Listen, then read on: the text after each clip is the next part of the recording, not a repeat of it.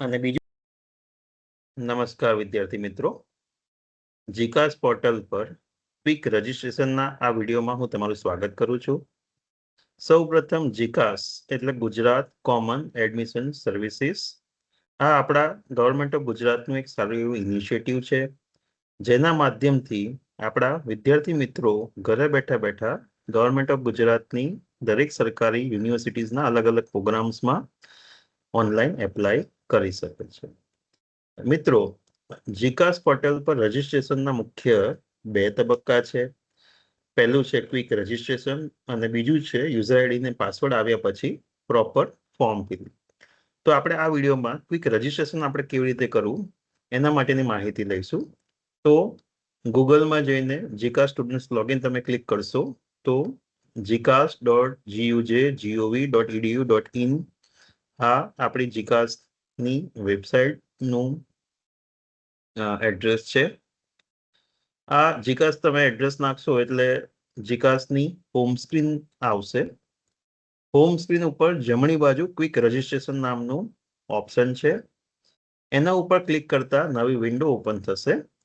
એની અંદર અલગ અલગ ફિલ્ડ છે. તો એની અંદર સૌથી પહેલી ફિલ્ડ છે પ્રોગ્રામ ટાઈપ્સ. તો આપણે કયા પ્રકારના પ્રોગ્રામમાં એપ્લાય કરવા માંગીએ છીએ, અંડર ગ્રેજ્યુએટ લેવલના કે પોસ્ટ ગ્રેજ્યુએટ લેવલના. કે અંડર ગ્રેજ્યુએટ કે ભાઈ હું બીબીએ કરવા માંગુ છું, બીકોમ કરવા માંગુ છું, બીએ કરવા માંગુ છું કે બીએસસી કરવા માંગુ છું, કે પોસ્ટ ગ્રેજ્યુએટ લેવલના કયા પ્રકારના પ્રોગ્રામ્સ. તો ફોર એક્ઝામ્પલ અત્યારે હું અંડર ગ્રેજ્યુએટ પ્રોગ્રામ માટે એપ્લાય કરવા માંગુ છું. હું અહીંયા આગળ UG under graduate regular click કરું છું. એના પછી નેક્સ્ટ ફિલ્ડ છે અપાર આઈડી, એબીસી આઈડી. જો તમે અપાર કે એબીસી આઈડી ક્રિએટ કરેલું હોય તો એની માહિતી તમે અહીંયા આગળ નાખી શકો છો. એના પછીનું ફિલ્ડ છે name as per your marksheet. તો આપણે એચએસસી કે એસએસસી ની માર્કશીટ ઉપર જે પ્રકારે તમારું નામ લખેલું છે એ નામ તમે અહીંયા આગળ એન્ટર કરશો. એના પછી નેક્સ્ટ ફિલ્ડ છે કેટેગરી. તમે કઈ કેટેગરીમાં ફોલ થાવ છો, તમે એસસીબીસી, એસસી, એસટી, ઈડબ્લ્યુએસ કે જનરલ, તમે જે પણ કેટેગરીમાં બિલોંગ થતા હોય એ કેટેગરી તમે અહીંયા આગળ સિલેક્ટ કરશો. એના પછી જેન્ડર કે મેલ કે ફિમેલ. એના પછી છે next field date of birth. તો અહીંયા ક્લિક કરવાથી તમારું કેલેન્ડર ઓપન થશે.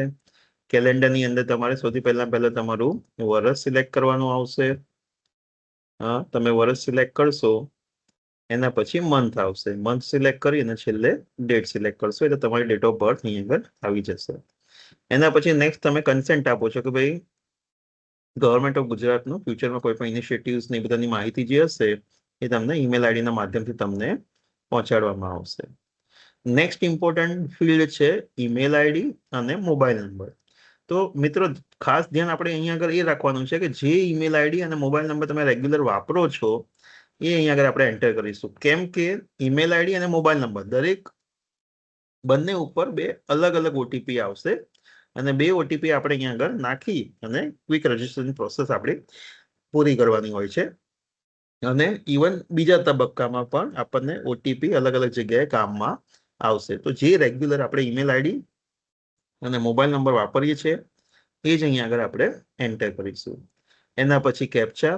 તો કેપ્ચામાં જે પ્રકારે છે એ પ્રમાણે ડિટેલ્સ નાખી ગેટ ઓટીપી પર તમે ક્લિક કરશો એટલે તમારા મોબાઈલ નંબર અને ઈમેલ આઈડી બંને ઉપર બે અલગ અલગ ઓટીપી આવશે. એ બંને તમે ફિલ કરી સબમિટ પર ક્લિક કરશો એટલે તમારું ક્વિક રજિસ્ટ્રેશન પ્રોસેસ અહીંયા આગળ પૂર્ણ થશે. અને તમે જે મોબાઈલ નંબર અને ઈમેલ આઈડી આપ્યું છે એની ઉપર તમને યુઝર આઈડી અને પાસવર્ડ આવી જશે. અને એ યુઝર આઈડી અને પાસવર્ડથી આપણે જે નેક્સ્ટ પ્રોસેસ છે એની અંદર આપણે લોગિન કરવાનું છે. તો આ ક્વિક રજિસ્ટ્રેશનના વિડીયોમાં જોડાવા બદલ આપ સૌનો ખૂબ ખૂબ આભાર.